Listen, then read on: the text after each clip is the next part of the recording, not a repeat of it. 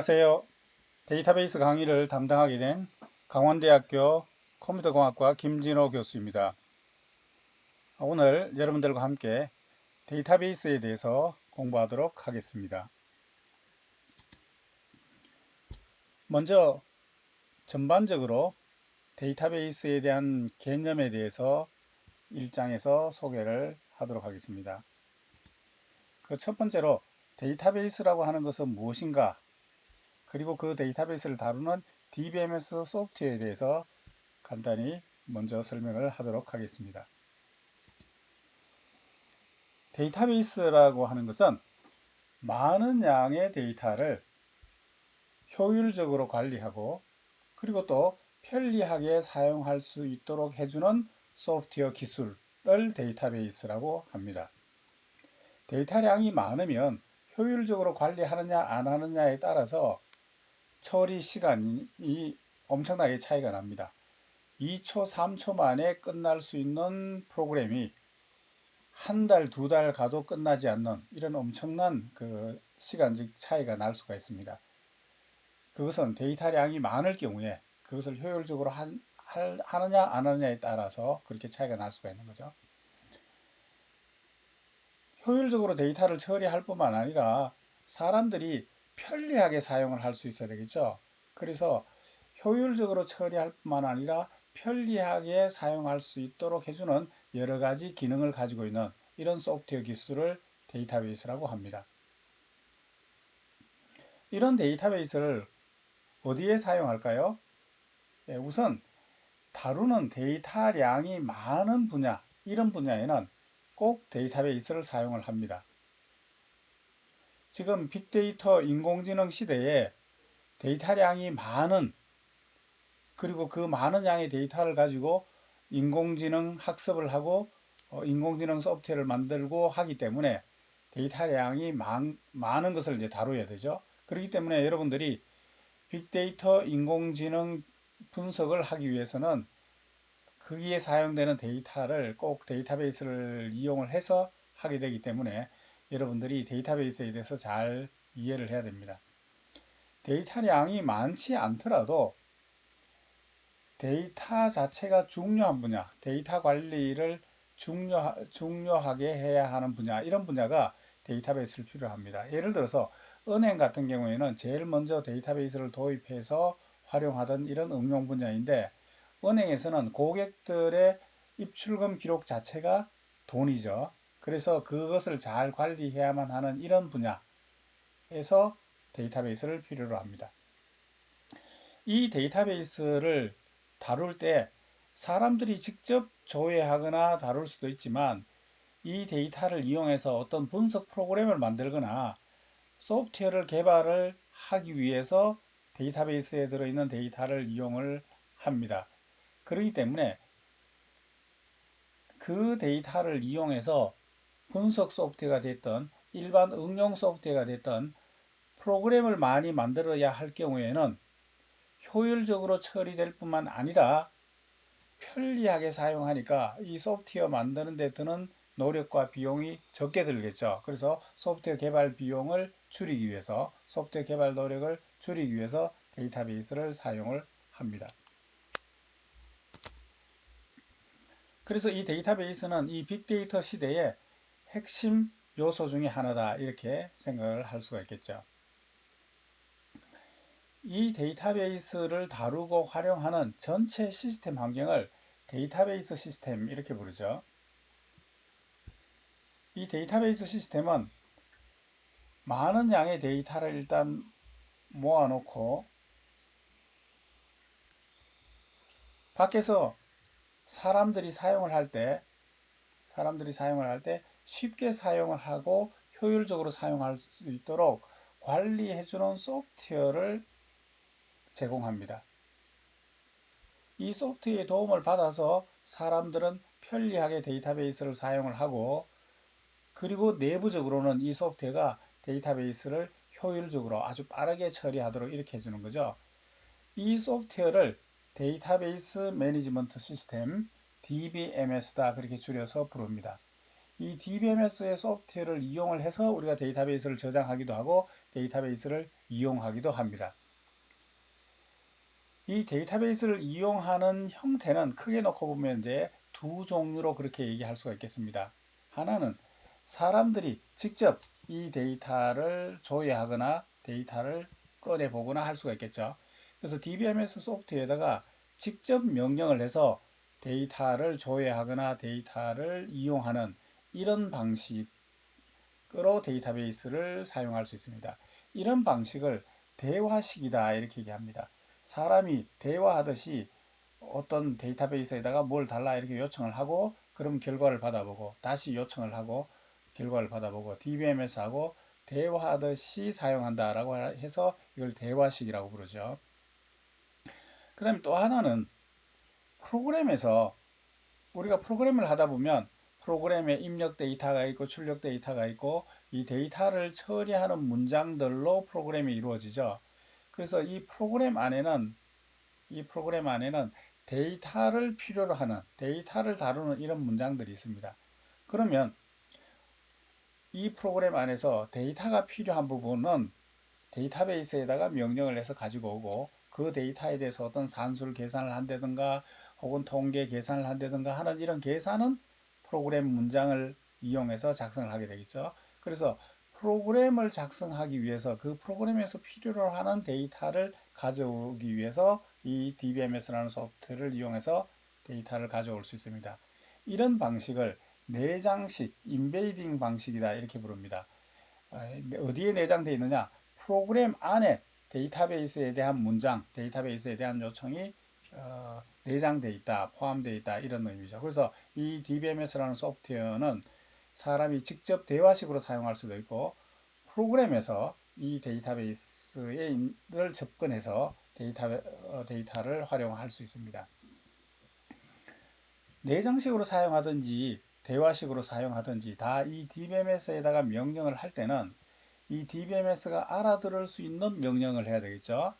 그래서 이 DBMS에는 여러 종류의 제품들, 여러 종류가 있습니다만 국제 표준으로 이 DBMS의 언어는 표준 언어로 정해져 있습니다. 그 표준 언어를 SQL이라고 하는 언어를 사용합니다.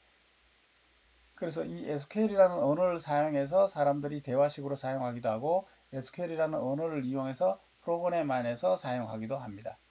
그래서 어떤 방식이든지 SQL을 알아야 DBMS를 사용할 수 있고 이 DBMS의 소프트의 도움을 받아서 데이터베이스를 생성하기도 하고 저장하기도 하고 검색하기도 하겠죠.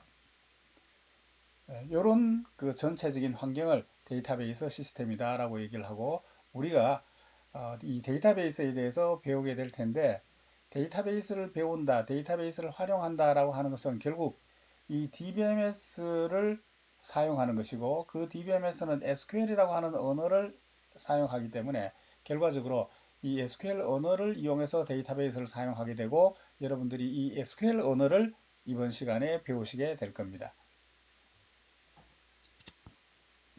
자, 이 SQL 언어를 이해하기 위해서는 여러분들이 데이터베이스에서 데이터를 어떻게 표현하고 다루느냐라고 하는 데이터를 다루는 원칙, 데이터에 대한 모델을 이해를 하셔야 되는데 이 데이터 모델도 여러 종류의 데이터 모델이 있지만 현대 DBMS 제품들은 거의 100%이 관계 데이터 모델이라고 하는 곳에 바탕을 두고 있습니다.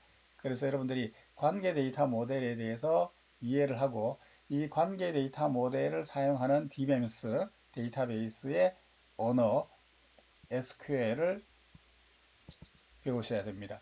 그래서 이 SQL이라고 하는 언어가 관계 데이터 모델에 바탕을 두고 있는 거죠. 관계 데이터 모델은 원래 수학에서 사용하는 릴레이션, 우리말로는 관계라고 하는 개념에 바탕을 두고 데이터를 표현하고 그렇게 데이터를 다루는 방식의 모델을 관계 데이터 모델이라고 합니다. 이 관계라고 하는 것은 집합들 사이의 관계를 표현하는 수학적 개념인데 따라서 이 관계 데이터 모델은 수학의 집합에 바탕을 두고 있는 그런 모델이고요.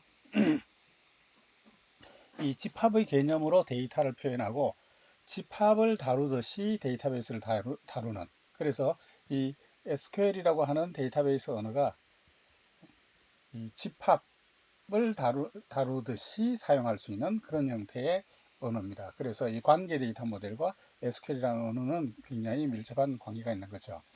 그래서 원래는 이게 수학적으로 복잡한 개념인데 비공식적으로 간단하게 생각하면 릴레이션을 표라고 생각을 하시면 됩니다. 뒤에 예제에 보시게 되면 여기 지금 이제 간단한 표가 있는데 우리가 늘상 보는 이제 표처럼 생겼죠. 이 표를 릴레이션이다 이렇게 부릅니다.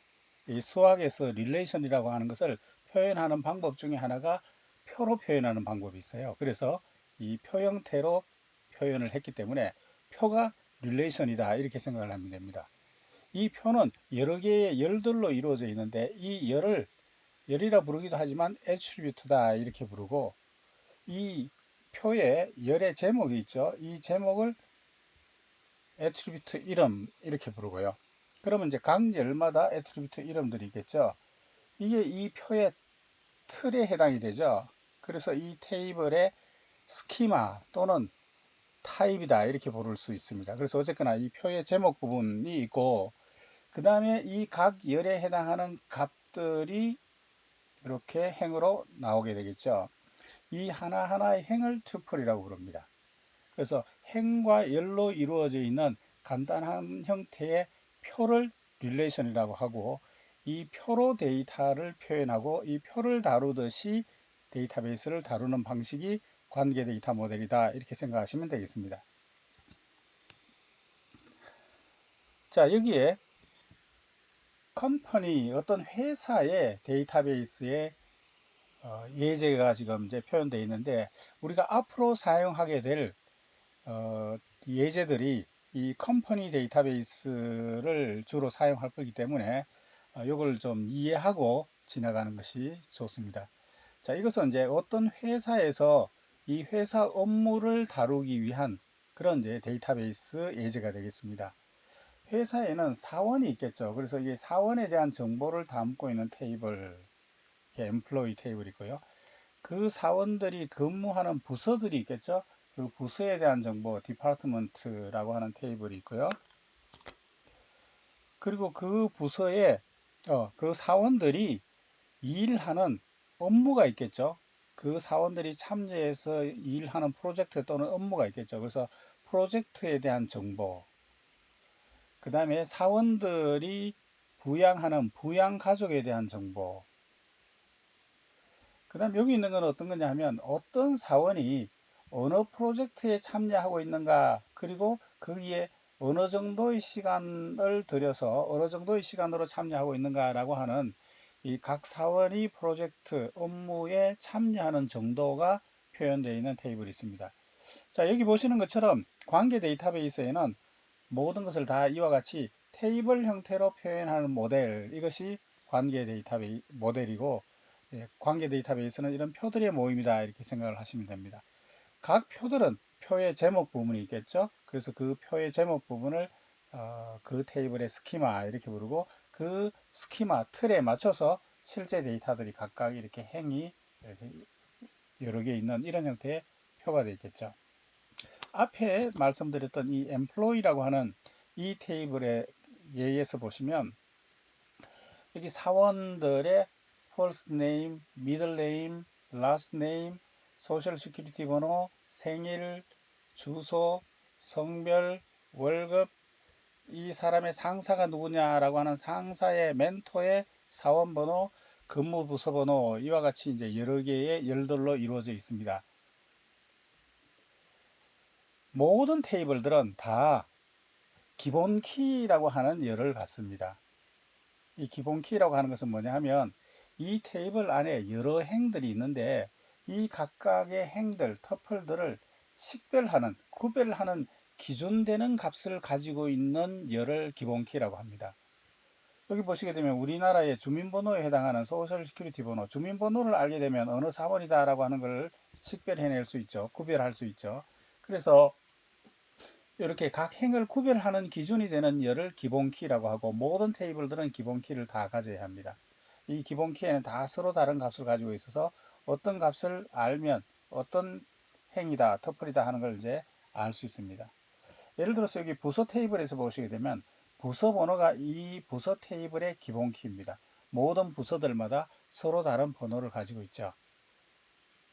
그래서 기본키는 서로 다른 값을 가지고 있어서 어떤 기본키의 값을 알면 특정 터플 하나를 식별해낼 수 있는 열을 기본키라고 합니다. 이 엠플로이 테이블에서 이 부서 번호를 가지고 있는 이 열을 보시면 각 사원에 대한 정보가 쭉 있고, 이 사원이 어느 부서에 근무하고 있느냐라고 하는 정보를 담고 있는데, 이 부서 번호를 가지고 있어요. 이 부서 번호가 부서 테이블에 있는 이 번호겠죠. 그래서 이 번호를 가지고 이 부서 테이블을 보면 이 5번 부서가 리서치 부서이고, 이런 여러 가지 정보들을 알 수가 있습니다. 이렇게 다른 테이블에 있는 터플을 참조하기 위해서 가지고 있는 이런 열을 외래키라고 부릅니다. 이 외래키는 다른 테이블의 터플을 참조하는 용도의 열, 이것을 외래키라고 합니다. 이 외래키 값은 참조되는 테이블, 예를 들어서 부서, 참조되는 테이블에 기본키를 참조해야 되겠죠. 그래야 기본키 하나에 대해서 행 하나를 참조할 수 있을 테니까요. 그래서 다른 테이블의 기본키를 그 테이블의 터플을 참조할 목적으로 가지고 있는 열을 외래키라고 합니다. 자, 어쨌거나 관계 데이터베이스에는 이렇게 간단한 형태의 표로 데이터를 표현하는 방법, 이걸 관계 데이터 모델 이렇게 부릅니다. 이 표 형태로 표현하는 이 관계 데이터베이스를 다루기 위한 언어가 SQL이라고 하는 언어입니다. 우리가 DBMS를 사용해서 테이블을 만들고 테이블의 데이터를 다루고 이런 명령들을 DBMS에 해야 되는데, 그 DBMS에다가 명령하는 때 사용하는 언어가 SQL입니다. 그래서 이 SQL에 대해서 간단히 한번 살펴보도록 하겠습니다. 이 SQL은 관계 데이터베이스의 언어입니다. 이 관계 데이터베이스가 오늘날 거의 100% 모든 데이터베이스들이 사용하는 방식, 모델인데요. 이 관계 데이터베이스가 상업적으로 성공하게 된 주요 요인 중에 하나가 이 SQL이라고 하는 언어가 잘 만들어졌고 편리하기 때문이다 라고 합니다. 이 SQL이라고 하는 언어는 원래 IBM에서 SQL이라고 하는 이름으로 처음 만들어졌습니다. Structured English Like Query Language라고 하는 것의 약자를 따서 SEQUEL, SQL이라고 이렇게 이제 불렀습니다. 그런데 요 SQL이라고 하는 요 단어가 저작권에 등록이 되어 있어서 할 수 없이 여기 모음을 다 떼고 자음만 남겨서 SQL로 이렇게 표기를 하게 됐습니다. 표기는 SQL로 하되 부르기는 SQL이라고 부르자, 이렇게 약속이 되어 있기 때문에 보통 편의상 SQL 이렇게 부르기도 합니다만 SQL이라는 말로 더 많이 사용을 합니다. 그래서 혹시 제가 SQL이라고 얘기하더라도 이 SQL 언어를 말하는 것이다, 이렇게 이해해 주시면 좋겠습니다. 이 SQL 언어, SQL 언어는 그 문장들이 여러 종류의 문장들이 있는데, 이 문장들을 크게 분류해 보면 데이터를 정의하는 데 사용하는 문장, 데이터 데피니션 랭귀지라고 해서 데이터를 정의하는 데 사용하는 문장, 이것을 데이터 정의어, 줄여서 DDL이라고 부릅니다. 이것은 이제 테이블의 틀을, 스키마, 테이블의 틀을 만든다든가, 테이블 하나 새로, 빈 테이블을 하나 새로 생성한다든가, 크리에이트 테이블이죠. 이렇게 만들어지는 테이블을 수정하거나 없애는 이런 문장, 혹은 이제 뷰라든가 크리에이트 인덱스와 같은 저장 옵션 이런 등등 데이터의 구조를 정의하는 데 사용하는 문장이고요. 이렇게 테이블이 만들어져 있으면 그 테이블에 행을 추가하기도 하고 수정 삭제하기도 하고 들어있는 테이블에 대해서 검색하기도 하고 하겠죠. 이 데이터를 다루는 것을 이제 조작한다, 이렇게 표현을 했어요. 이 조작한다라고 하면서 뭐를 만진다, 다룬다, 이런 의미에서의 조작입니다. 자, 이것을 이제 DML이다 이렇게 부릅니다. 그래서 그 DML은 데이터 정의어에서 만들어져 있는 그 테이블에 데이터를 추가하기도 하고 수정하기도 하고 삭제하기도 하고 검색하기도 하는 이런 문장들을 DML이다 이렇게 부르고요. 이 DML에는 터플을 추가하는 인서트, 삭제하는 딜리트, 갱신하는 업데이트, 그리고 검색하는 셀렉트문 이렇게 이제 4개의 문장이 있습니다. 그거 말고도 이제 사용자를 만든다든가 사용자에게 권한을 부여한다든가 이런 여러 가지 컨트롤, 제어를 하는데 사용하는 문장이 있습니다. 그래서 이런 여러 종류의 문장들을 가지고 있는 것이 SQL이라고 하는 언어입니다. 그 언어 중에서 이제 몇 가지 문장들을 간단히 한번 살펴보고자 합니다. 여러분들이 대부분 데이터베이스 과목들을 한번 이수한 사람으로 제가 알고 있기 때문에 여기 SQL 문장을 길게 설명하려면 너무 시간이 많이 걸리기 때문에 고급 기능 위주로 뒤에 설명하기로 하고 지금 이 시간에는 이 SQL에 대해서 간단한 예제 중심으로 간단하게만 이제 복습한다 생각하고 정리하도록 하겠습니다. 자, 먼저 이 SQL 문장 중에서 테이블 하나 새로 만드는 문장, create table이라는 문장이 있죠. 자, 테이블은 이 테이블을 일단 만들어 놔야 이 테이블 안에 행을 추가하기도 하고 수정하기도 하고 이렇게 하죠.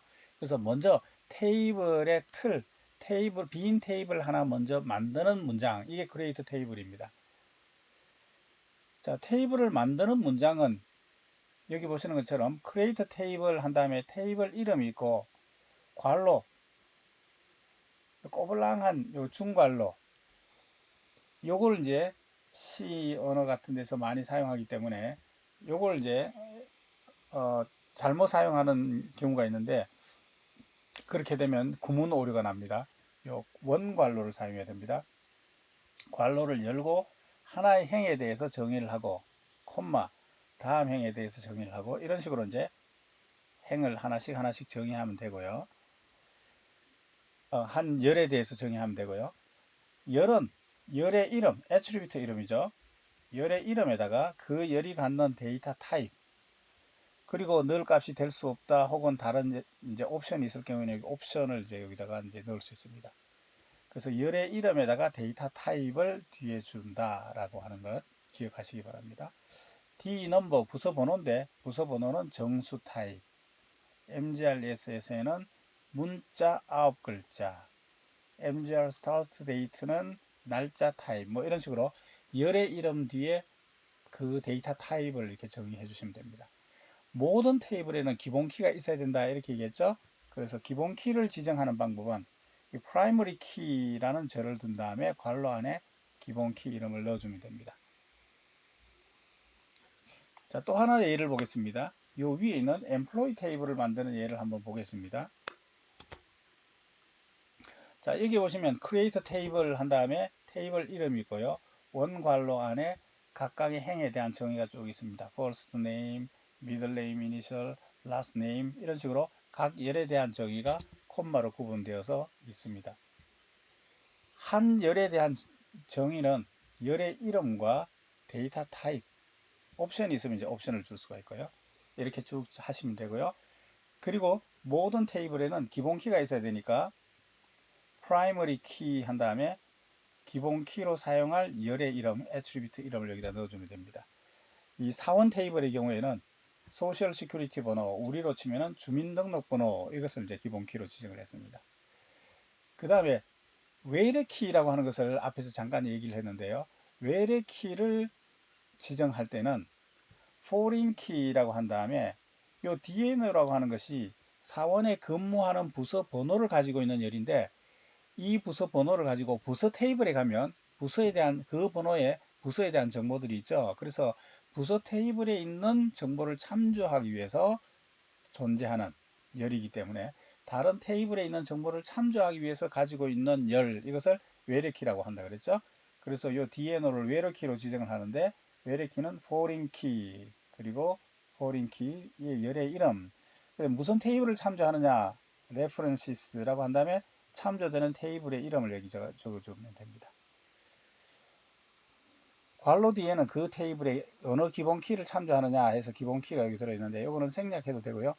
이 테이블을 참조한다 또는 이 테이블에 이 기본 키를 참조한다 이렇게 지정하게 되면 외래 키가 지정되겠습니다. 이렇게 create 테이블 문을 사용해서 테이블을 하나 만들 수 있습니다. 그러면 내용은 아직 하나도 없지만 빈 테이블이 하나 만들어지게 됩니다. 테이블의 스키마가 만들어지게 되죠. 자, 이렇게 이제 테이블이 만들어지게 되면 그 테이블에 이제 각각의 행을 추가하기도 하고 들어있는 행을 삭제하기도 하고 들어있는 값을 수정하기도 하고 이렇게 인서트, 딜리트, 업데이트를 할 수가 있죠. 이 인서트, 딜리트, 업데이트 문장을 이제 간단하게 몇 가지 예제로 설명을 드리겠습니다. 자, 인서트 문장은 insert into 테이블 이름이 있고요. values라고 한 다음에 괄호 열고 각 열에 올 한 행의 값을 이렇게 쭉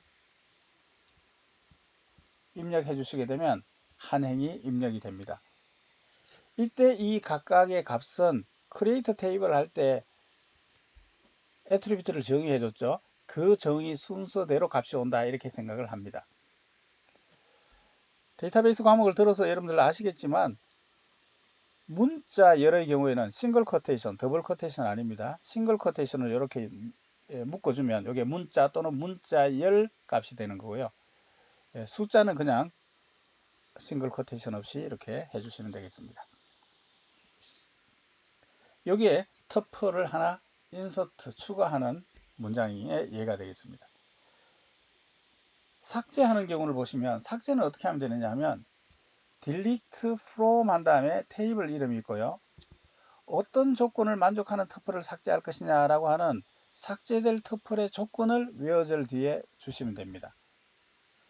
테이블에 여러 행들이 있는데 어느 행을 삭제하느냐, 그것은 요 열의 값이 SSN이라고 하는 요 열의 값이 요 값을 갖는 행을 삭제한다. 이렇게 해서 삭제될 행의 조건을 주게 되면 그 조건에 해당하는 행이 삭제됩니다. 요 SSN은 기본 키로 되어 있기 때문에 요 값을 갖는 행은 하나밖에 없어요. 그래서 기본 키를 조건으로 삭제를 하게 되면 한 터플만 삭제되고요. 그 밑에 있는 예제는 DNO equal 5 사원들이 여러 명이 있고 그 사원들의 근무 부서 번호가 5번인 사람을 삭제한다 이렇게 조건을 주어졌어요. 만약에 5번 부서에 근무하는 사원이 여러 명이면 여러 명이 삭제가 됩니다. 그래서 외어절의 조건에 따라서 하나도 삭제가 안 될 수도 있고 한 개만 삭제될 수도 있고 여러 개가 삭제될 수도 있습니다. 여기 있는 예제는 외어절이 생략이 되어 있어요. 외어절이 없어요. 조건을 줘야 되는데 조건이 없어요. 그러면 모든 터플을 다 삭제해 버립니다. 터플이 다 삭제됐지만 테이블이 없어지지는 않습니다.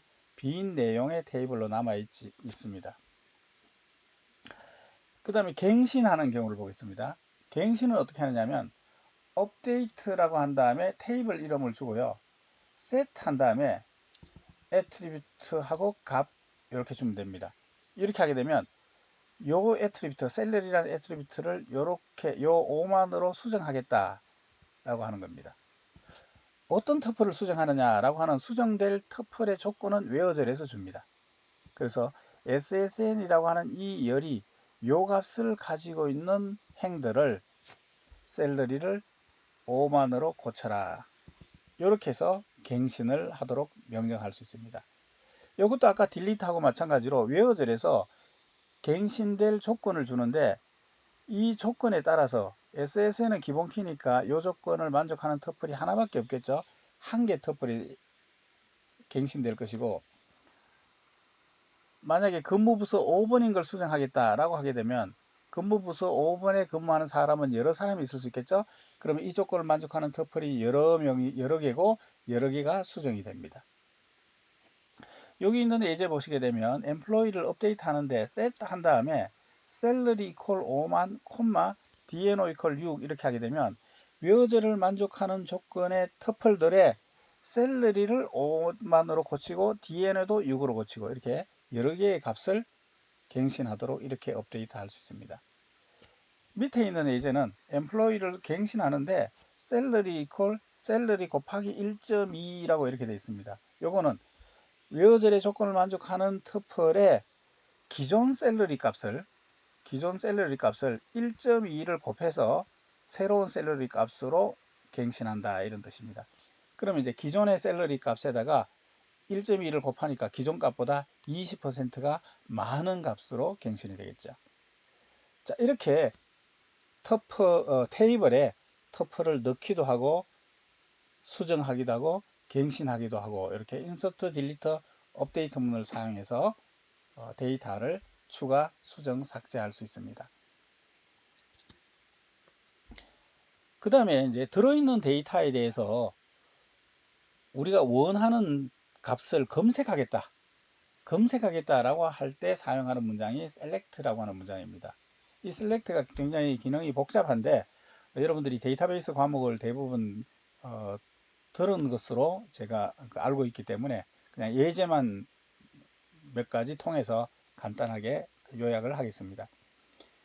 자, 테이블에 데이터가 들어있으면 그 들어있는 데이터를 검색을 하는데 이 검색을 할 때 select라고 한 다음에 요게 이제 검색될 결과 데이터입니다. select bdate address 그러니까 생일을 나타내는 열이거든요. 생일과 주소를 검색합니다. from 한 다음에 어느 테이블에서 검색하느냐 검색 대상이 되는 테이블의 이름이 나옵니다. employee 테이블에서 사원들의 생일과 주소를 검색하는 거예요. 모든 사원들을 다 검색하느냐 그게 아니고 요 웨어젤에 있는 조건을 만족하는 사원들의 생일과 주소를 검색하는 거예요. 자, 이 조건은 보았더니만 first name이 John이고 middle name 이니셜이 B이고 last name이 Smith인 요 조건을 만족하는 사원의 생일과 주소를 검색하는 셀렉트문이 되겠습니다. 요게 이제 무슨 지리를 셀렉트문으로 표현한 거냐면 여기 지리가 보면 John B. Smith라는 사원의 생일과 주소를 검색하고 싶다. 이런 이제 지리가 있을 때 이런 정보를 검색하고 싶을 때 이렇게 셀렉트문을 작성하면 된다는 거죠. 그 다음에 있는 예제를 보겠습니다. 그 다음에 보면 리서치 부서에 소속된 사원들의 이름과 주소를 검색하세요 이렇게 되어 있습니다. 사원들의 이름과 주소를 검색하세요 라고 되어 있으니까 select 한 다음에 사원의 이름 first name, last name과 address 이렇게 해서 결과에 나올 열을 select 다음에 이렇게 넣으면 되겠죠. from 한 다음에 employee 이렇게 하게 되면 아까 위에 있던 예제하고 마찬가지로 employee 테이블, 사원 테이블에서 사원의 first name과 last name과 address를 검색한다.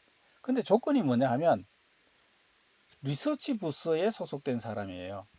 이 사원 테이블에는 어느 부서에 근무하느냐라고 하는 부서 번호는 있는데 어느 이름의 부서에 있느냐라고 하는 정보는 employee 테이블에 없어요.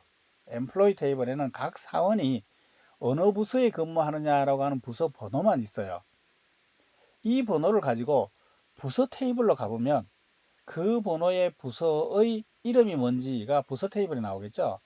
그래서 employee 테이블만으로는 이 두 번째 지리를 다 표현하지 못하고 department 테이블이 필요합니다. 그래서 from 절에 department 테이블이 이렇게 from 절에 같이 들어 있습니다. 이 사원의 근무 부서 번호는 어디에 들어있느냐면 사원 테이블에는 DNO라고 하는 요 애트리뷰트가 사원 테이블, employee 테이블에서 사원들의 근무 부서 번호를 가지고 있는 열입니다. 요 열을 가지고 디파트먼트 테이블에 가면 이 디파트먼트 테이블의 기본 키는 D넘버라고 하는 열이에요. 요 열이 이제 각 부서의 부서 번호를 가지고 있어요.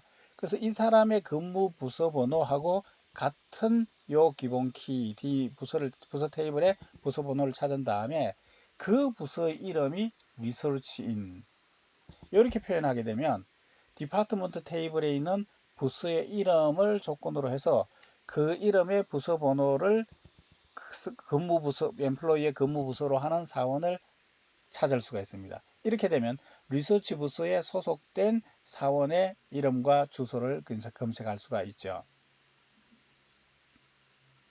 이렇게 두 테이블을 연결해서 정보를 검색하는 것을 조인질이다 이렇게 얘기합니다. 그래서 이 엠플로이와 디파트먼트 두 테이블을 조인해서 결합해서 정보를 검색하는 거죠. 요 결합할 때 조건이 뭐냐면 요게 결합 조건이에요. 양쪽 테이블의 터프를 결합하는 조건, 이걸 이제 조인 조건이라고 합니다. 자, 마지막으로 이제 세 번째 지리를 보시게 되면 이건 조금 더 복잡한 경우인데 스태포드에 위치한 모든 프로젝트, 이 업무를 나타내는 프로젝트 테이블이 있습니다. 이 업무가 어디에서 진행되느냐라고 하는 프로젝트 수행 위치가 P 로케이션이라고 하는 요 애트리뷰트에 있습니다. 요건 이제 프로젝트 테이블에서 프로젝트의 위치가 들어있는 열이에요. 그 스태포드에 위치한 프로젝트에 대해서 프로젝트 번호와 프로젝트의 관리 부서 번호, 그리고 그 관리자의 이름과 주소와 생일을 검색하세요. 이렇게 되어 있습니다. 자, 프로젝트 테이블에서 그 프로젝트가 어느 위치에 있는가라고 하는 것은 P 로케이션이 있어요. 그 프로젝트의 관리 부서가 어딘가라고 하는 것은 이 dnum이라고 하는 것이 이 프로젝트 테이블에서 그 프로젝트를 관리하는 관리 부서의 번호예요. 그런데 관리 부서 번호만 필요한 것이 아니라 그 부서의 관리자가 누구냐라고 하는 정보가 필요해요. 각 부서의 관리자 정보는 어디 들어있냐면 디파트먼트 테이블에 있어요. 이 디파트먼트 테이블에 MGR-SSN이라고 하는 것이 그 부서의 관리자의 사원 번호예요. 그래서 P 로케이션이 스태포드 인 프로젝트를 찾아서 그 프로젝트의 관리 부서 번호가 여기 있죠. 이 번호를 가지고 부서 테이블에 부서 번호를 참조한 거죠. 이렇게 되면 스태포드에 위치한 프로젝트를 관리하는 관리 부서의 번호가 나옵니다. 그러면 이 부서의 관리자가 여기 들어있죠. MGRSSN. 근데 이 관리자 번호를 원하는 것이 아니라 관리자의 이름과 주소와 생일을 달라고 그래요. 관리자도 사원 중에 한 사람이니까 사원의 이름과 주소, 생일은 어디 들어있느냐면 엠플로이 테이블에 들어있어요. 그래서 프로젝트와 디파트먼트 외에 엠플로이 테이블까지 조인을 해야 되는 이 세 테이블에 걸쳐 있는 정보를 이용해야 위에 있는 이런 지리를 처리할 수가 있습니다. 그래서 프롬젤에 엠플로이 테이블까지 이제 들어있는 거죠. 자, 여기 이제 MGR-SSN이 스태포드에 위치한 프로젝트를 관리하는 부서의 관리자 사원번호입니다. 이 사원번호 가지고 엠플로이 테이블에 사원번호랑 딱 조인을 하게 되면 그 관리자 사원 정보가 나오겠죠. 이 관리자 사원 정보를 이용해서 그 사원의 생일과 주소와 last name 이런 것들을 이제 검색할 수 있는 거죠. 그래서 여기에서는 이제 세 테이블에 걸쳐 있는 정보를 보는 그런 이제 셀렉트문을 보셨습니다. 자, 이렇게 해서 몇 가지 예제를 통해서 이 SQL문의 기본적인 문장들을 살펴보셨습니다. 자, 여기까지는 여러분들이 데이터베이스 과목을 이수들을 하셨기 때문에 대부분 알고 계시는 내용일 것 같아서 혹시 모르는 사람들을 이용해서 간단히 요약을 했고요. 나는 데이터베이스 과목을 잘 안 들었다라고 하는 사람들은 오늘 있는 이 내용에 대해서 추가적으로 좀 개별 학습을 좀 하셔서 보충을 하시기 바랍니다. 기본적인 SQL문에 대해서 설명을 마치고 다음 시간에 이 SQL문의 고급 기능들에 대해서 설명을 드리도록 하겠습니다.